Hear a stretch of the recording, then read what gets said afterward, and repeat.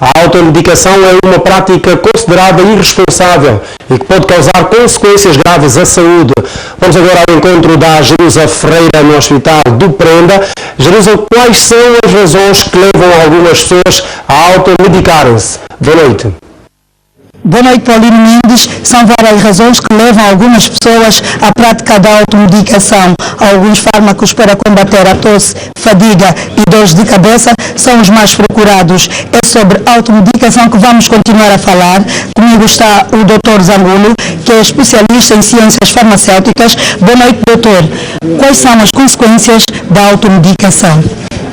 A automedicação acarreta muitas consequências, dentre esses, sobretudo, pode desmascarar o diagnóstico e também pode conduzir a reações adversas que podem tornar fatal a própria vida do indivíduo. Doutor, o que motiva as pessoas a recorrerem a esta prática? Bem, são várias as causas que motivam as pessoas para praticar a automedicação.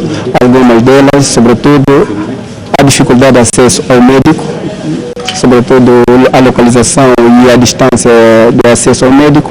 Alguns porque não conseguem disponibilizar parte do seu tempo para poder procurar o médico, e alguns também pela propaganda que se faz sobre os medicamentos e pensam que já se perceberam do medicamento e lhes conduz a praticar, sobretudo, a automedicação, sem pensar nas consequências que esse advém. Falou em consequências. Diante desta situação, quais são as consequências que podem advir da automedicação? Bem, algumas das consequências. O produto da automedicação pode induzir a reações adversas graves. Também, sobretudo em cada uso dos antimicrobianos, pode conduzir a surgimento de micro-organismos resistentes aos antimicrobianos, no qual o antimicrobiano que era sensível a um determinado micro-organismo pode tornar exatamente uma escolha errada para o próximo tratamento, devido ao surgimento de cepas resistentes. Doutor, em relação aos medicamentos que não são sujeitos à receita médica, qual é o prazo que, por exemplo, a pessoa pode levar ao tomar este tipo de medicamentos? Bem, em realidade recomenda-se sempre que o medicamento deve ser prescrito pelo médico. Para esses que não estão dispensa a receita médica, em caso dos analgésicos, quando um indivíduo sentir esses dores ou uma febre, deve tomar, mas imediatamente após disso deve procurar um médico, porque a sua tomada prolongada pode mascarar exatamente o diagnóstico e, por outro lado, também pode acarretar reações adversas. Em relação às reações adversas, quais são essas reações, doutor? Bem, em caso dessas substâncias como o anti-inflamatório não esteroide, que mais se consome com relação à febre, dor de cabeça, também são potenciais ácidos e que podem provocar irritação gástrica até poder produzir gastrite ou mesmo ulceração.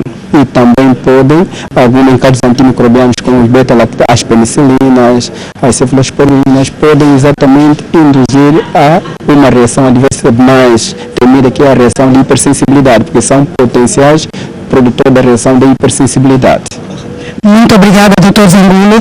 Paulino Mendes, dizer que alguns medicamentos devem ser ministrados em função do peso ou a idade do paciente. Esta informação deve ser dada em função da consulta que este poderá ter com um especialista de saúde.